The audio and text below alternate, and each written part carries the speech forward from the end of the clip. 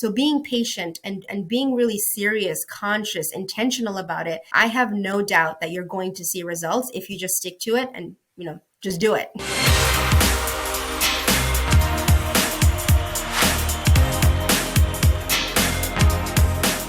All right, everyone, if you are a consultant or a service-based business and you want to land media without knowing how to start, this episode is for you. Today, I have the one and only Dr. Noor. She came into our world over 2 years ago at the height of the pandemic. She will share with you about how she was able to land 20 plus pieces of organic media, including a recent interview on CNBC. She is a mom, an entrepreneur, a healthcare insurance advisor, and a Bangladeshi American medical doctor. She currently runs her own health insurance consulting practice, serving female-owned businesses all over the nation. So welcome to the show. Thank you. Thank you so much, Gloria. What an honor. I'm so excited to be here and share with the audience everything that I've come to learn about PR things to you. When you emailed me recently, it's been over 2 years since you joined the PR Starter Pack and you are starting to do PR. My jaw dropped when you told me that you had 20 pieces. I had to read it over and over again. I was like, does she mean 2? So can you just, before we get into how you've pitched and how you can help others by sharing your experience, can you just list out some of your media wins? Yeah, totally. The most recent one, more recently, and the one I'm really proud of is a feature by CNBC. I was interviewed by CNBC, and I'm gonna hop on my website real quick because it's such a long list. I got to remember. We've got Denver News Channel 9, Benefits Pro, AffordableHealthInsurance.com, Human Resource Executive, AM Best TV, Thrive Global, Business.com, Massage Magazine. What else do we have here? Go Banking Rates. Wow, that's amazing. So how has PR benefited you more than just kind of like eyeballs on your business? Yeah, it's given me so much more confidence. I feel so much more credible. I feel like a legitimate authority, not because I say I am or I think I am. It's because, the press and media acknowledge me for that. So it's given me a huge, boost in confidence for sure. Yeah. Now I know you're a medical doctor and PR and media are not something that I really associate with the training that you've had. So at what point were you like, I'm going to do this and I'm going to put myself out there? And I know you're a busy mom as well. So how did you have the time to finally decide that I'm going to do it? Yeah, thank you so much. It's definitely not something that I knew anything about. I want to say, like, before we met or before I entered this world, I just thought PR was like for celebrities. It's like who's going to the local Starbucks, and that's PR. But definitely understanding it more, learning about it more, also gave me the confidence to say, no, I can do this and I can figure this out on my own. The jump start or the differentiator was the 5-day challenge that I did with you. And that's what really just was like the step-by-step walking through and saying, okay, no, not only can I do this, here I am doing it. That was kind of like the kickstart, the jump start that I needed to get into this world, really just dive in. Yeah, that's amazing. I can see from the way that you speak and even your website, not only just the logos, but you're so much more confident about telling your story because let's be honest, you're here to be a part of the solution. And I think for a lot of people, when you lean into that, then it kind of helps you get rid of the nervousness about pitching, right? So how have you been able to kind of like get over the mindset limiting beliefs, whether it's time? A lot of people think that it takes too much time or that you need to delegate this to someone outside. What have you learned about PR now that you've kind of done it on your own? Yeah, I want to say my background in sales now, it did help a lot because when you're pitching, it's just an email, right, Gloria? And that's something that I'm used to doing in my role is that outreach, that cold call, or that cold email. It's just a piece of communication that you send out in the hopes that you're going to get a piece of communication back. It's really nothing more than that.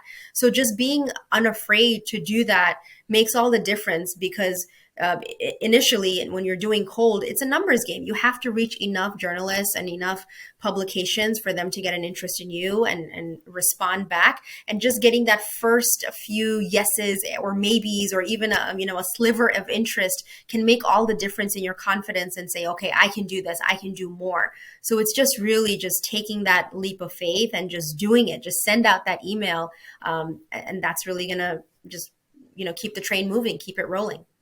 Right. Because I mean, I think I think the advertising and PR industry for decades have set us up to make it seem like they're the only ones that have access to the media, but you don't really know these journalists, right? So it wasn't like you needed to be in a special cool kids club to be featured. Is that right? Yeah, yeah, that's not at all. And once I got into this world a little bit more, I would seek out publications or writers or journalists that I wanted to work with, that I wanted them to write with me. And sometimes they're really hard to reach. They make themselves very unreachable. And that's cool too. I try to find other avenues like social media. If I can't send a direct email, can I connect with them via Twitter, LinkedIn, Instagram, wherever they like to hang out? And I do these hits all at once.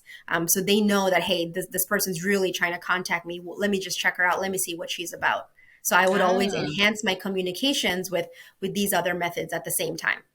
So you actually increase your touch points and you put them close together because so many founders are so worried about following up too quickly. But you're saying that it actually works when you do email, then DM, then commenting on their LinkedIn post. That's right. So as soon as I send an email, I will connect with them on a social media avenue, and I'll just say, "Hey, this is Noor. Just want to connect. I recently, wrote to you about XYZ. I would love to connect on this platform." Wow, that's amazing. So I'm so glad that worked for you because I know that's something we also talked about in our PR starter pack. So I'm so glad you're taking it to heart. Do you have any other? Let's rewind a little bit. Let's talk about how you first started, right? For people who are not in the starter pack, who don't really know about PR, what is the first step? Like, do you just find your angle? Do you tie it to a relevant healthcare policy? Do you use data points? How do you start to brainstorm that pitch? I would say, yeah, just starting that pitch is step one. I use a CPR method like you showed us. And to be honest, my first pitch wasn't brilliant. It was kind of sucky. It wasn't perfect. It was imperfect, but you send it out anyway, and then you improve it as you go. And time relevance has a lot to do with it. So at each month, I would reevaluate and say, how can I change this? When we first started together, it was just at the height of the pandemic or pre-pandemic. But of course, so much had changed as the year went on. So I would make sure to adjust my pitch and weave in my industry like health insurance, tie it to the timeliness of the pandemic. So really just starting with something, sending it out and modifying it as I went along definitely worked for me. Yeah. Can you give an example? I mean, I have a lot of examples in the starter pack, but is it kind of like, did you list, like 3 ways to interpret this healthcare law, or like what was the subject that you pitched Sure. with? So my subject, I'll use something like early to mid pandemic, was how I'm in the health insurance field. I do health insurance for entrepreneurs. So how health insurance has been everything during the Great Resignation. So many people are either losing their coverage or benefits or considering entrepreneurship and doing their own thing, pivoting industries. And health insurance seems to be the biggest kind of key factor to make this career decision. So that was the angle I used during the pandemic, and saying how I solved that problem for them. Oh, that's incredible. And honestly, this is an angle that's covered over and over and over again. So you just busted another objection, which is, if this is covered, is there room for me to still pitch it? Yeah, absolutely. And like I said, you got to evaluate and kind of change and update that angle. And now that we've kind of phased out from the pandemic, I'm now doing a more lifestyle angle, and talking about how we can use health insurance to do employee retention, how this can be a factor for bigger companies and CEOs, more kind of as a lifestyle thing, to how to increase retention, employee satisfaction, increase happiness in the workforce, increase productivity. That's amazing. So when you follow the CPR method, obviously we put the relevance first, right? So for example, for you, it was healthcare is determining factor. And then do you make 3 bullets of like insights or tips, or do you cite data from a third party? Yeah, I'm trying to recall, Gloria, because I feel like I did the CPR method long ago, and now I get such inbound requests, like I don't even like remember it anymore. But yeah, I believe it was like 3 points, for why this is timely or why this is relevant and what my solution is. Yeah. So another point that I think a lot of founders get stuck on is, I don't have original data, or I don't have a big enough sample size, or maybe I don't have a lot of letters or degrees after my name. So what would you say to someone like that who think that they're not the biggest expert in this field? Yes, that's such a fantastic question, because when I talk to someone about the impact of PR and how important it is, that's the first thing that they say back to me. Well, like, we're not a doctor like you. We don't have a million letters after our name. And I'm like, it's not about that. You have an opinion, right? it's your opinion that matters, whether it's good or bad, if it's, controversial, that's what matters. It's just an opinion. So when reporters reach out to me for, a quote or request, they just want to hear my opinion. And me being a medical doctor, having these credentials just makes me an appropriate candidate and relevant for that, piece of news or something. But that's what I have to say to them is if you have an opinion, they want to hear it. Yeah, I think again the word expert gets thrown around, and maybe I shouldn't use the word expert when when I teach, but what I'm trying to really get at, which I think you do so well, is there's really no legal definition of what is like the threshold of when you become an expert, right? An expert is just someone with a point of view, which is a part of the CPR method. And so you really hit the nail on the head when you're saying, I might not be the person making the policy, or I might not be in Congress, but I've seen how consumers are misreading this data or are getting tripped up, and so I can be a part of the solution. So do you think like thinking about how someone can be a part of the solution is a great way to brainstorm the first pitch? Yes, definitely. I think in entrepreneurship that kind of comes naturally, right? You're in the field to solve a problem, so lead with that. So lead with the solution and how you're different. And I don't want to put all force on that about how you're different, because you don't necessarily have to be different. I know that's another objection. Like, well, I don't know how I'm different. Maybe I'm not different, and that's okay too. But just having a strong opinion, being standing by your opinion and being vocal about your opinion, I think that's all it really takes. Yeah, I think the whole essence of pitching is taking off your marketing and salesperson hat, right? And being a conduit of information. And I think that's what you do so well. Even though you have such an experience in sales, you're able to take off the hat and not sell your business and your programs, which obviously you are a for profit business. We know that you want to get featured to help your business, but you're not leading with that, right? You're leading with an angle or an insight or a discussion point. So I love what you said about that. Can you talk to me a little bit more about the nitty gritty about pitching and when is the best time to pitch? Maybe best practices about subject lines that you've learned? Yeah, thank you. It's hard to say like this has worked or that hasn't worked, because in the beginning, when you're just starting out, when you're cold pitching, you really just have to, it's a volume and numbers game. You really have to send out a lot to get some bites back. The platforms that I use were Haro, and later on I used Quoted as well. But really just being intentional and not just like ignoring the Haro emails, but really, being active and trying and pitching really does help. I use a control F feature a lot in the Haro emails because I know they can get really heavy and inundated. So I have my keywords that I search for, which is health insurance for me. So I think that's a tip that could help others as well when you're feeling a little overwhelmed in the beginning phases with that level of volume. Headline wise, I do a lot of A/B testing. I send out half pitches with one subject line and half with the other. I try to make it catchy, punchy. Time is one of your tips that you use, so I definitely put timeliness, and time relevance in the subject line, and those things have helped. Right. So things like the healthcare changes coming your way in 2022 versus just, without a timeliness on it. I'll give an example, Gloria, for one of the pieces of press that I received was a 2022 forecast, 7 predictions for what lies ahead for health equity. So me having a public health background is actually, more than half of my press is not about health insurance. It's actually about public health, which is interesting to me. But that was an example of how having this was, I think, Q4 of 2021. So Mm, that timeliness helped me get featured for this piece in yeah. Fierce Healthcare. I love that you just took all the stuff in the PR starter pack and ran with it. Haro is really great, but obviously, I don't know if you know this, but in the starter pack now, we've upgraded to a searchable, tech-enabled media database. So you can actually do custom filters, which was not something we had when you joined.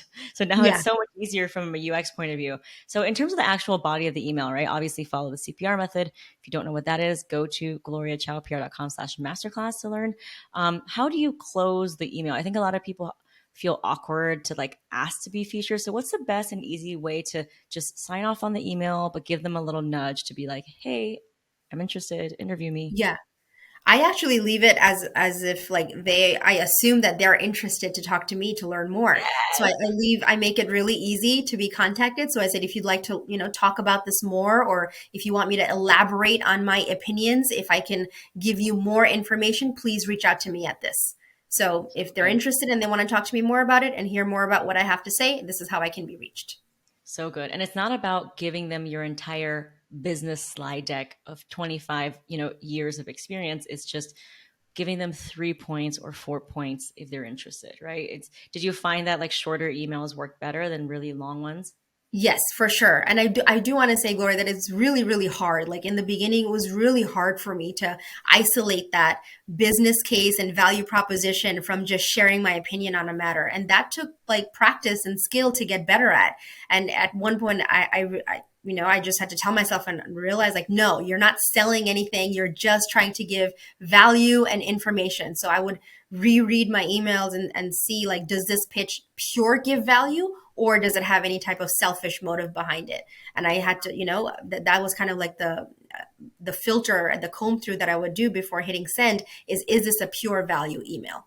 Yeah. And you're allowed to talk about your business, right? But it's not just like, here's why my business rocks, but like, here is a problem and we also solve this in my practice. Like, would that be a nice way to kind of weave that in there?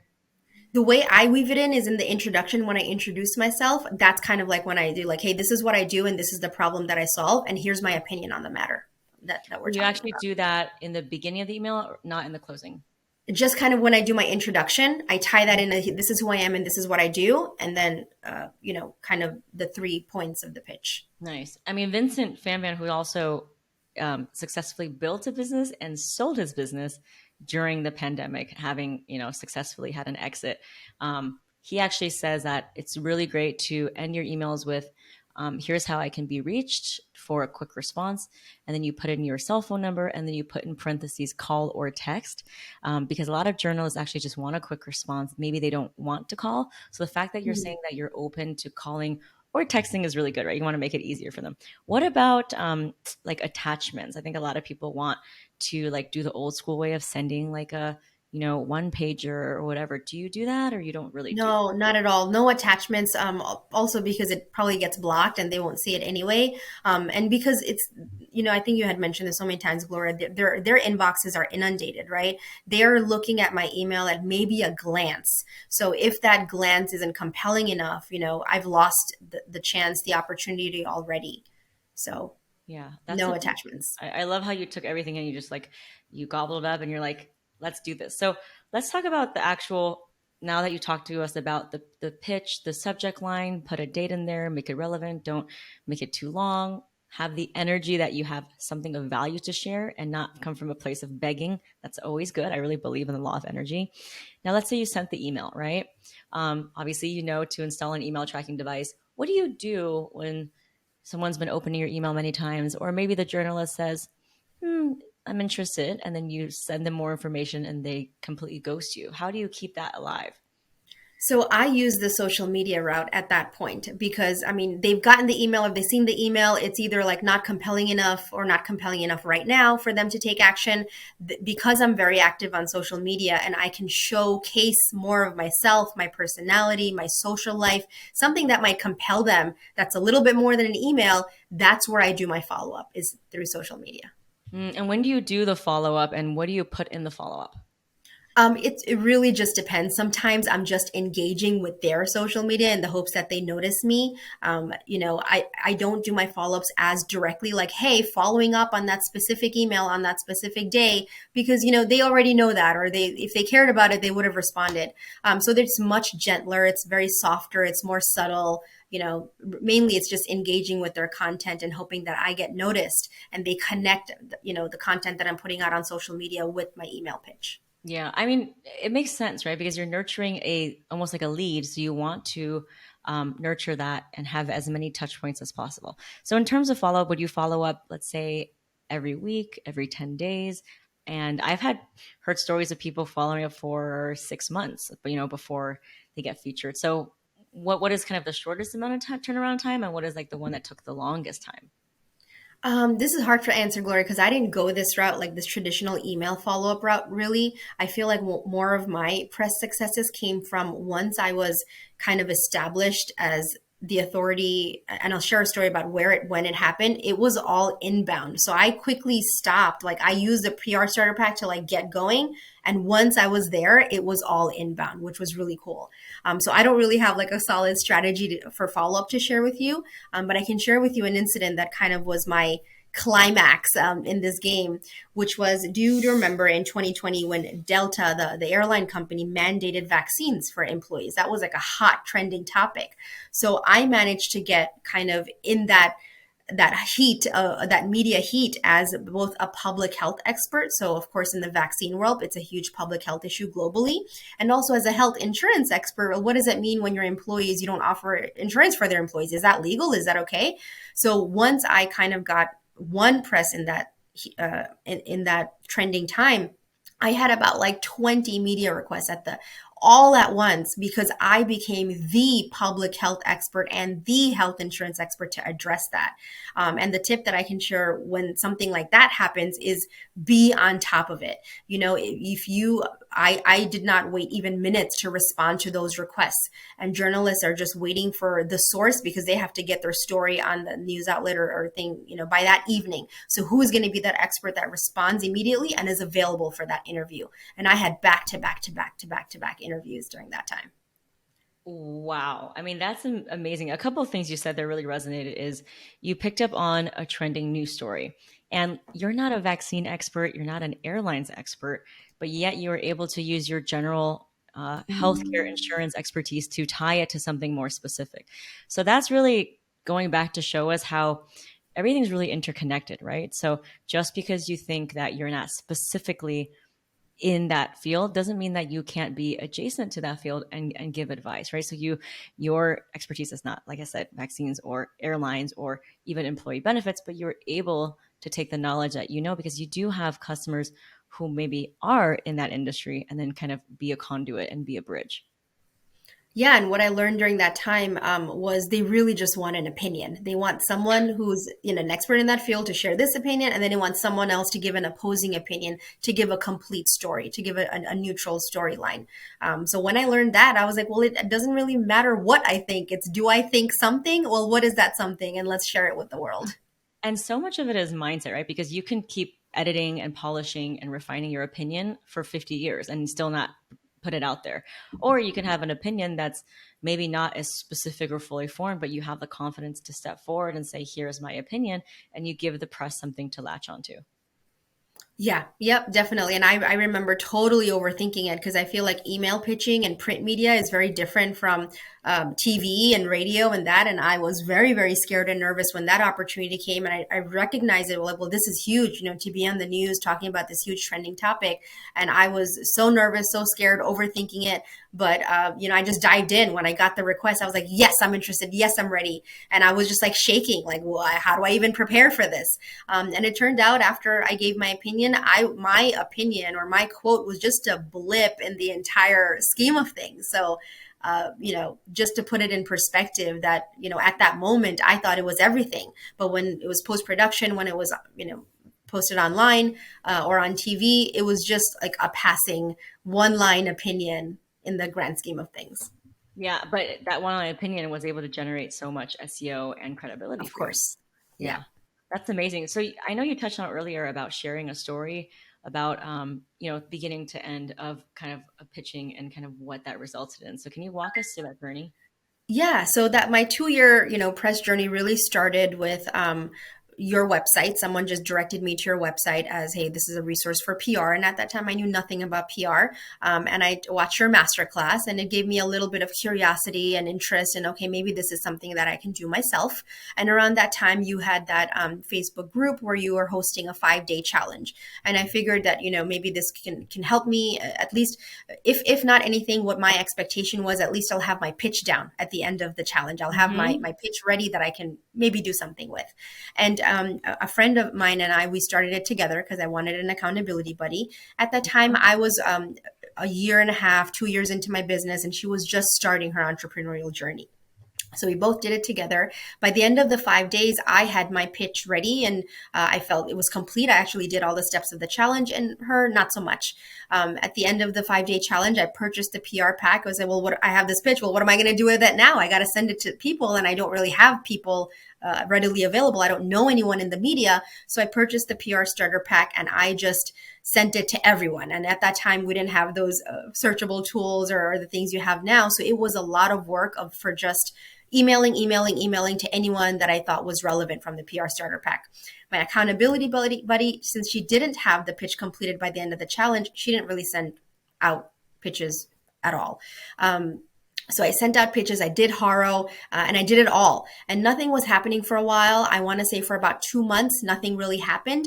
And then I had a breakthrough in Haro, and I had about six all at once. So it was like nothing, and then six all at once. When that happened, I got such a confidence boost, like, holy shit, this really works. And then I started being a little bit more active, being a little bit more creative, doing these different things like reaching out to journalists in different ways, seeking out publications where I want to be featured and pitching them myself. And now I was so bold that I could do that. I'm like, well, this is no big deal. I just find a name and an email and I just send them an email. Sure, I could do that. And then it just got better and better. And of course, that press begets press. So once I started getting more visibility in the press and gaining more confidence, and after that whole Delta vaccine, media fire being so highlighted and celebrated during that time, it shifted from more of that cold, outbound, high volume outreach to kind of sitting back and waiting to be contacted by journalists, because now I'm the expert in medical debt, medical inflation, health insurance. And over time, I see myself changing. My expertise has changed in the media. I went from being a COVID vaccine, health insurance expert to preventing medical inflation using health insurance expert, so I'm still the same person, but basically adapting to the trending times in the media and riding that wave at the time is what the journey has been like. I mean, I love it. So, I mean, again, what you said is you're adapting your expertise. So at any point, anyone can be an expert. You just have to have the confidence, the know-how, and the resources to keep pitching. How are you able to systematize? I mean, now you really have a system now, I'm sure, right? And you don't even pitch that much anymore because you get the inbound.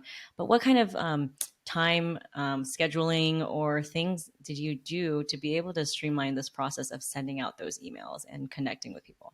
Sure. So once in the beginning, when I had that framework, when I had my pitch ready, I would ask my assistant to help kind of send out emails. And then I changed from me getting Haro emails to them coming to her inbox so she can keep an eye out for relevant Haro queries. And now I've actually hired a consultant who works part time to help me gain visibility and watch out for opportunities for me and just see different angles for doing it. So now instead of being hardcore insurance and finance industry, I'm looking more in the entrepreneurial and lifestyle stages and how I can, pitch myself that way. So using different creative angles, I do have someone who's helping me with that full time. Wow, the world is your oyster, it seems. There's no shortage of opportunities for you, and there's no table you will not sit at. So I love that. So now you see this as an oyster. A lot of people might say, well, I see that it's fine and great to get more media, but how does it actually translate to ROI for yourself? That's a really good question, and I think it's really hard to answer, as you know, because it's hard to track. Like, I saw you in the news, and that's why now I acquired this client because I was seen in the news. So it's really hard to answer that. But I mean, overall, when someone Google's my name, being shown up in the first page of Google, being in the news, being able to reference a piece of press when someone has a question and I can respond with, oh, well, I was interviewed by this person, or check out this press where I answered the same question. Being able to respond in that way, I mean, is tremendous credibility. Yeah, that's amazing. And also sharpening your message because that's all it is. It's messaging, right? Yes, I, yes, I yes, love yes. Like I think I mentioned earlier, like in the beginning, it kind of sucks because you don't know what you're doing, and it's hard to separate value from a business proposition in a pitch to media. But as you do it, you just get better and better with time. What do you have to say? You've given us so many gems, and I'm just astounded by your journey. I can tell you're so confident. You're such your leadership. You're just stepping into this space that you created for yourself. So it's incredible to watch. For those people who are still listening and still not really sure, if they can even write a pitch, let alone land one piece of media, right? What is something that you want to tell them about kind of getting started when they have so many objections about time and, all the things that they have on their plate? Because let's be honest, the audience here, my audience, they're busy moms and people like you wearing all of the hats. Yeah, no, I can empathize. The first thing I want to say is I get it. I was there. I'm a mom. I have a 2.5-year-old son. I'm running a full-time business. I'm a wife. I'm a daughter. I get it. I would say if this is something that you want to do, take it seriously. Give yourself a quarter to really put your intention into it and test it out. I think purchasing the PR pack alone is not as effective as if doing a challenge with it. So by the end of the challenge, you have something tangible. You have your pitch ready. Now you just need to send out some emails. Like, really, that's it? Yeah, that's it. So if you need, I don't think just having this or this alone is enough. Everything in conjunction really does help. So having an accountability buddy, working with you to get a pitch done, having the PR starter pack, and then just sending and being intentional and understanding that it might be months. Like me, it took me 2 months to get my first feature, but then when I did, I got 6 at once. So being patient and being really serious, conscious, intentional about it, I have no doubt that you're going to see results if you just stick to it and just do it. Oh, I love it. Thank you so much. So, what are you doing now? I mean, you have so many inbound inquiries. You're at a position where you're even sifting through if this is something you want to do. Well, what do you want to, what is the next step for you in terms of PR? What are your goals? My goals now is just to be more intentional with my PR. I think in the beginning I would take anything and everything, and it was super duper exciting, and that's awesome. But now I'm really reaching for that reach publication or that higher quality or the very intentional publication that's going to reach my target audience that I have a clearer conception of. So just really refining and getting more clarity on who I want to be seen as and where. That's amazing. So, how can people find you? Thank you so much for being here. I know there's so much that I would still love to ask you. I could talk to you for days, honestly. But if people have any questions about PR, what it's like to run a business wearing all the hats, or maybe even about your practice, right, in healthcare, how can they connect with you? Yeah, so you can find me on my website at drnoorhealth.com, drnoorhealth.com. I'm also very active on social media, so please reach out to me on LinkedIn or Instagram. You can see my life and stories all the time. You can catch glimpses of my little one running around. And I just love to kind of facilitate conversation. So make it really, really easy to get in touch with me, work with me. So reach out to me on social media, start a conversation with me. I would love to get to know you.